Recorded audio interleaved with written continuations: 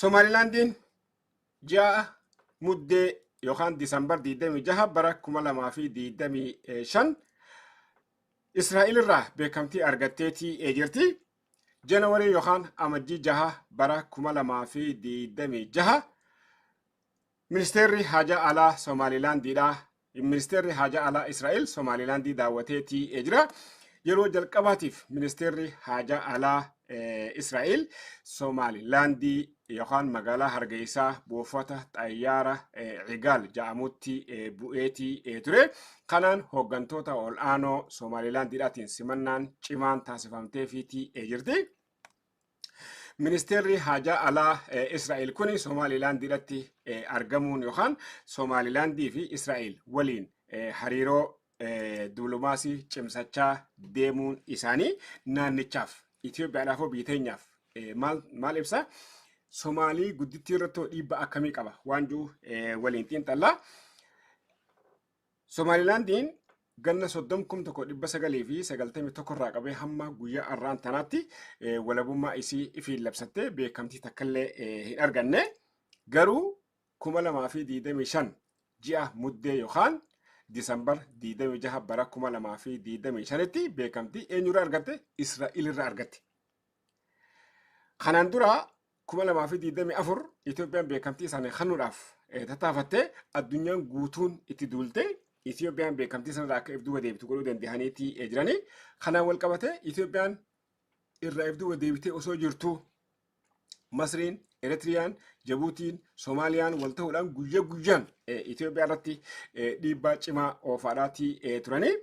Garuu Itoophiyaan dhiibbaa isaanii kana jalaa dandamachuudhaaf warra Imaaraatii waliin taate mootummaa Israa'el dhimma kanarratti dammaysuu danda'aniitii jiranii. Maaliif mootummaan Israa'el dhuftee Somalilandii wajjin wal ta'uun ta duraan dura warra Masriidhaa afaan qabachiisa. Maaliif Masriin Itoophiyaa irratti dhiibbaa oofuu dandeessan Israa'el irratti oofuu hin dandeessu. Israa'el jechuun Ameerikaa jechuudha.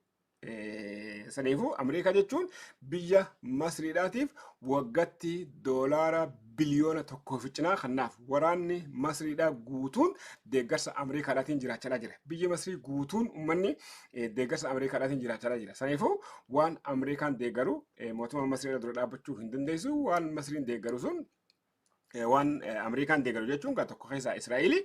Saniifuu Itoophiyaan fi Imaaraat wal tahanii Israa'el akka Somalilandiidhaaf beekamtii kennitu godhuun Israa'el naannoo kanatti fiduu caalaa ifiin mataa isaanii if dandamachiisanii waan jirutu jira. Maaliif Itoophiyaan Somalilandiidhaaf beekamtii kennuudhaaf yaaluun isiidha. Tattaafachuun yaaluun isiidha. Warra Masrii akka malee aarsee. Saniifuu Masriin Eritiriyaadhaatti, Jabuutiidhaatti buufata doonii tolfatteetii jirti. Buufata doonii waraanaa. Saniifuu gaamma Israa'el Somalilandii dhuftee mooraa waraanaa achi ijaarrattee galoo galaana Adan fi galaana diimaa kanarraa qooda fudhachuun fedhii Masriin naannoo kanatti Itoophiyaa daangessuudhaaf qabdu akka malee irratti danqaa taheeti jira jechuu dipiloomaasonni garaagaraa kan dubbifne kana nu mirkaneessaniitii jiranii. Itoophiyaa homaan hin fayyada. Itoophiyaa akka inni itti fayyaduudhaaf jiraatu duraan Itoophiyaa kophaa baafatanii Itoophiyaa moggeessanii asiin Eritiriyaa, asiin Jabuutii, asiin Somaalee, asiin Suudaan kibbaa, asiin Suudaan kaabaa Itoophiyaa marsanii yoo barbaachise qaamota keessaa lolanii wajjin wal gargaaranii inuma mootummaa biyya bulchaa jiru kuffisuudhaaf kana namni jooloojiyaadhaa yuunivarsiitii Kaayiroodhaatti barsiisaa cimaa kan ta'e guyyoota muraasan dura Itoophiyaa keessatti rivileeshinii yookaan warraayisi mootummaa kuffisu dhoohuudhaaf jiraata jechuu dubbateetii ture. Sababni isii Masriin gaamma naannoo kanatti deeggarsa olaanaa laachaadhaaf Itoophiyaa keessa rivileeshinii yookaan warraayisi akka mootummaa irratti dhoohu godhaadhaatii jirti. Garuu Itoophiyaan gara kaaniin if dandamachiisuun isiidha. Warra Imaaraatii wajjin wal taate Israa'el akka Somalilandiidhaaf beekamtii kennitu ta'uun Itoophiyaan gura gara kanaan irra jiru keessa hulluutee humnaan baateetii jirti ja'amaadhaatii jira.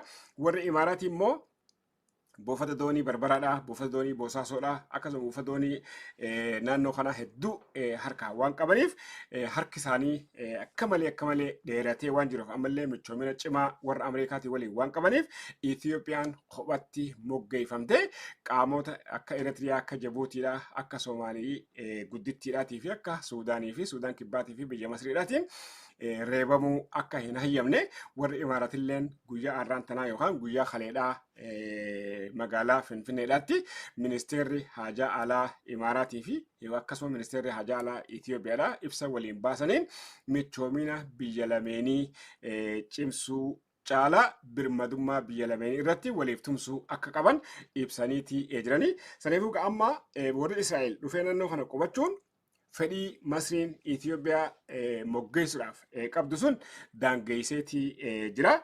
Itoophiyaan ammoo buufata doonii Barbaraadhaa yookaan Zeelaalaa Somaalilaand irraa argachuudhaaf jiraatti ja'amaadhaatii jira. Sababniinis Israa'el naannoo kanatti dhuftee Somaalilaandii wajjin wanni wal taatuuf Itoophiyaan naannoo kanatti humna galaanaa cimaa isii cinaadhaatti akka qabaattu. Ulaagaan Israa'el Somaalilaandiidhaaf beekamtii itti kennite tokko cimaan Itoophiyaan naannoo kanatti humna galaanaa cimaa naannoo kanatti akka qabaattu. Somaalilaandiin yoo hayyamte qofa Israa'el protectii fakkeenyaaf amma boru yoo dhufee fi Somaaliin, Turkiin, Masriin Somaalilaandiidhaatti kan duulan tahe Itoophiyaa fi Israa'el Somaalilaandii waliin ta'anii jara kanatti duula dhufuudhaa jiraata.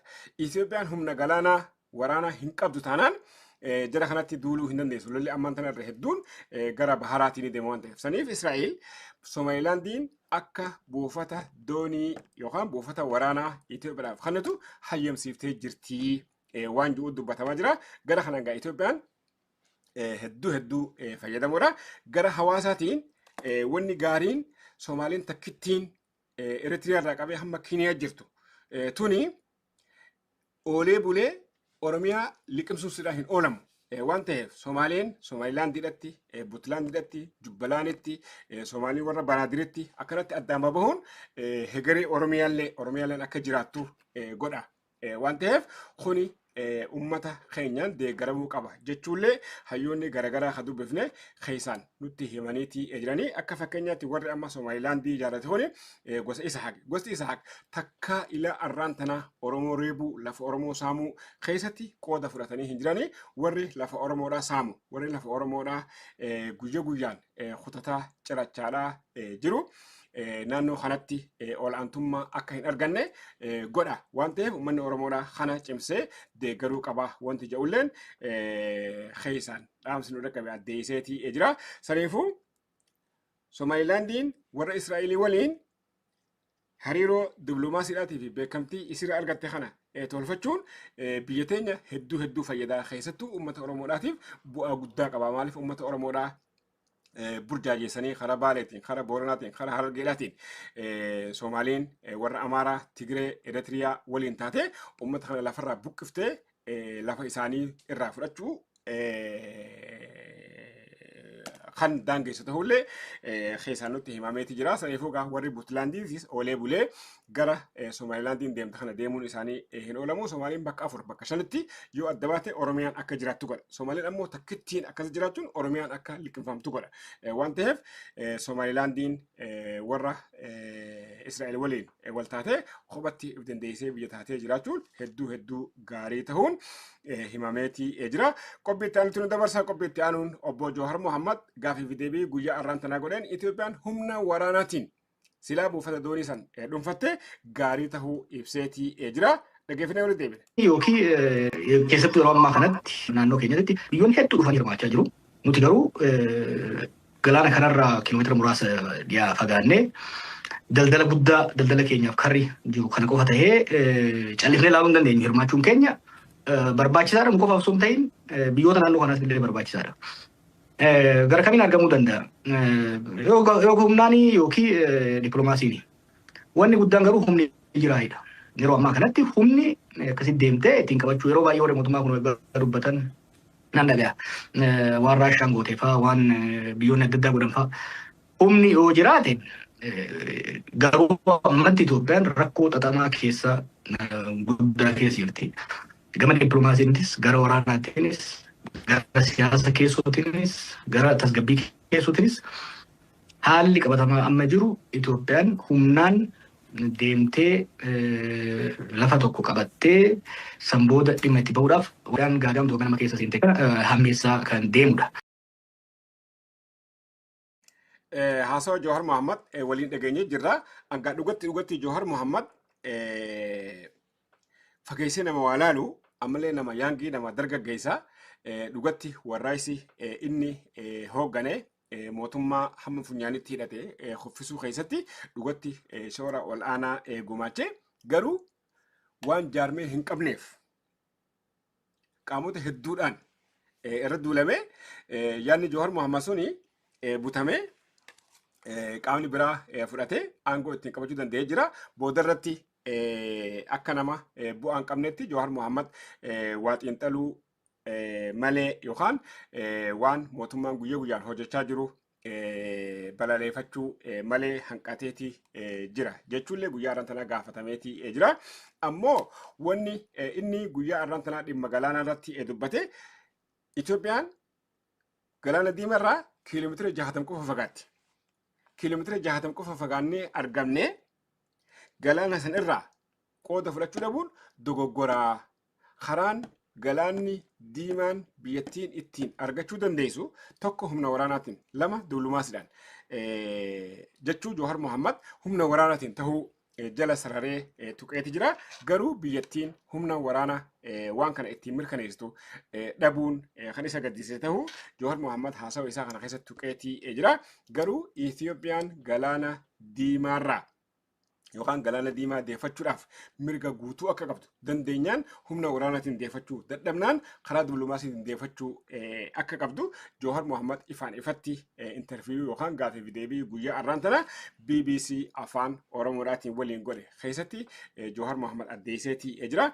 Isuma kana gannoota lameen dabran kana wanni nuti dubbachaadhaa baane galaanni diimaan Indiyaan Ooshin irraa qabee hamma Eritiriyaadhaatti jiru kun hundinuu galaana Oromoon irraa qooda qabu.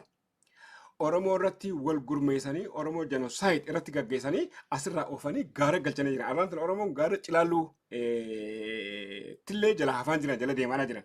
Saniifuu Oromoon yaada jijjiiree lafa isaa galaana isaa kana deeffachuudhaaf tattaafachuun barbaachisaa tahuu hayyoonni yookaan piroofeesaroonni hedduun yuunivarsiitii madda walaabuu irraa qormaata gaggeessaniin Oromoon yaada isaa bosonatti ol boqachuu jedhu sun jijjiiruu akka qabu himanii turanii nuti wanni nuti kaambeen godhaa turre isuma kana.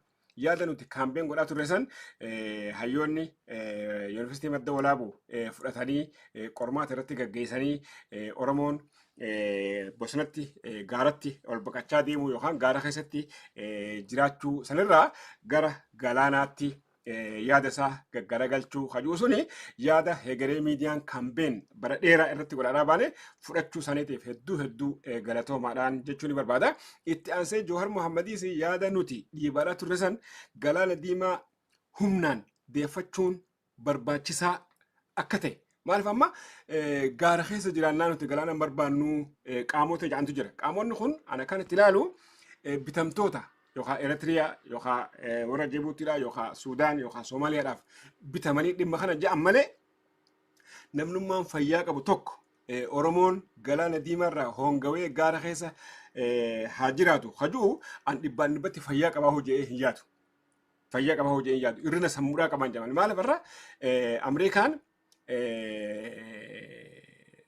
biyyoota garaagaraa keessatti waan adda addaa hojjechaa jira. Lafoota mormii qaban hunda humnaan deeffachaa jira. Waraana isaa si babbaasee Venezuelaadhaa pirezidaantii biyyattiidhaa qabee kanarratti boodallee itti dhufuudhaaf jiranna. Silaanuus waltumsinee Oromoon akka Oromoodhaatti biyya tanatti yoo dhufe yoo Oromoon biyya tana bulche biyyi tun humna godhatti as bira kutee Afrikaan bahaalleen humna cimaa mul'achuudhaaf jiraata. Bakka jedhamaa jirutti Oromoon kursii takka biyya san jirtuuf osoo wal morminu wal laamsheesnee wal laafifnee Usmaa'il Umar Geelleen yookaan Asiyaas Aforqeen qaamonni takka Itoophiyaa ol godhatanii ilaalanii hin beene akka irratti shira xaxan godhuu dandeenyee jira. Kun dogoggora keenyaan. sila Oromoon akka jirutti wal tumsee aangoorratti wal dorgamuu baatee wal tumsee sila arraan tana Jabuutiin ta galaana diimaa lafa dumeeraa jaamtu Mallas Zeenaawiidhaan kadhachaa turte kiiloomeetira 10 akka kanatuuf Mallas Zeenaawii kadhachaa turte arraan tana kiraadhaanillee Itoophiyaan Jibuutiirraa Somaalilaandiirraa argachuu hin qabdu jedhu Osmaan Margelleen kaambeenii cimaa gaggeessaa jira. Kun laafina keenyaan dhufe warri Itoophiyaa jechuun arraan tana Oromoo jechuudha. Qaamni yaada kanaan alaa qabu dhugatti yaada roongi dhiibaadhaa jira. Sababni innis Itoophiyaa wanni jedhamu guutumaan guututti hin jirtu. Guutumaan guututti hin jirtu. Qaamni Itoophiyaan ni jirti, lakki Amaaris ni jira jedhu kuni hegeree buluutiif waa lafa kaayachuu waan barbaaduu fi Amaaris ni jira jechaa jira malee Amaariinis ilmaanuma maccaa ilmaan tuulamaatu naannoo san qubata laftiin lafa isaaniiti hamma ammaatti Bahardaarii fi naannoon isiidha yamaccaa waradaa jaamtee beekamti. Saniifuu lafa Oromoodhaa saba Oromoodhaa amaana jennee achi dhiifnee biyya Itoophiyaadhaa ta hin jirre ta 1886 yookaan 87 keessa maqaa moggaafame sanuu utubaa biyyaa maqaa Oromoodhaa kajamu kana lakki maqaa biraatii kun laallattuu warri jiru kuni Itoophiyaan akka jiraattu osoo hin beekne godhaadhaa jiran. Saniifuu oolee bulee Itoophiyaan biyya Oromoodhaati. Oliinis dhuftu achiinis dhuftu. Heerumattuuhuu biyya ati keessatti 180 biyya teeti. Biyya ati keessatti 180 biyya teeti. Biyya ati 100 keessatti 20 yookaan 15 biyya teetii akkasuma heeraa tokkos jira. Maaliif olaantummaa keessatti hin qabdu jechuudha. Saniifuu Oromoon biyya tanatti olaantummaa qabu kanatti fayyadamee sila arraan tana akkuma Tiraambii dhaqee pirezidantii Venezueelaadhaa halkan fuudhee kanatti Usmaa'il Wargeellee Oromoon dhaqee sila halkan fuudhee mana murtii magaalaa Finfinnee dhaabuudhaa ture jira. Asii Safarqee halkan dhaqee fuudhee mana murtii dhaabuudhaa ture irra jira. Osoo gaa tokkummaan san jiraate. Saniifuu tokkummaan sun deebuu qaba. Itoophiyaan humna Oromoo irra ijaaramte lafa Oromoo irra ijaaramte biyya teenyaa miti jechuun cubbuu Oromoo irrattuu hojjechuu akka ta'e isuma kanaan dhaamuu barbaada.